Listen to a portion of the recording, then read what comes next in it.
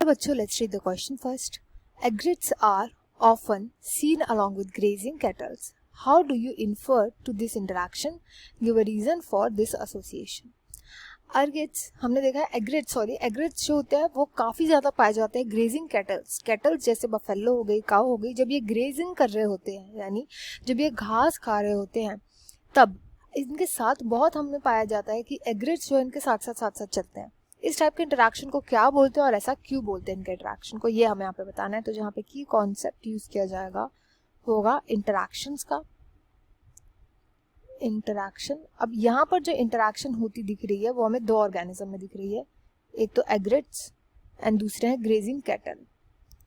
जब भी cattle graze करती है तो वो डायरेक्टली घास को नहीं खाती, हमेशा अपने फूड को ये कर देते हैं स्टिर का मतलब क्या होता है, अगर कोई ग्राउंड है, अगर उस ग्राउंड पर अगर घास उगी हुई है तो जब खाते हैं तो ये वाली घास जो होगी ये अपने एरिया से निकल जाएगी। ये अपने एरिया से निकल जाती है तो इसके जो आसपास का वेजिटेशन हो जाता है वो स्टर हो जाता है, हिल जाता है, पूरा हिल जाता है। तो उस वजह से क्या होता है, यही जो ये एरिया होता है जहाँ से घास खाते हैं कैटल, ये कई सारे ऑर्गेनिज्म का होम होता है, उनका शेल्टर होता है, उनका हैबिटेट होता है। एंड ये हैबिटेट तो खा लिया कैटल ने, तो ये छोटे छोटे जो ऑर्गेनिज्म होते हैं, मोस्टली जो इंसेक्ट्स होते हैं, ये आ जाते हैं बाहर आ जाते हैं, पैनिक कर जाते हैं, बाहर आ जाते हैं। तो इस जो फील्ड होगी, फील्ड के बाहर आ जाते हैं, आउटसाइड ऑफ फील्ड। एंड यही इंसेक्ट जो होते हैं ये खाना होते हैं किसका, फूड होते हैं एग्रेट्स का फूड होते हैं।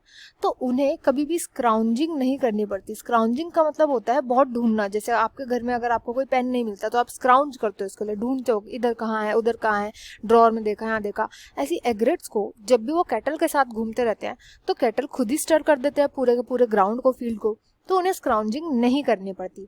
यही मेन रीजन होता है कि एग्रेट्स हमेशा कैटल्स के साथ, मोस्ट ऑफ द टाइम जो कैटल्स जो ग्रेजिंग कर रहे होते हैं उनके साथ घूमते हुए दिखते हैं, क्योंकि उनको इस चीज़ का बेनिफिट मिलता है।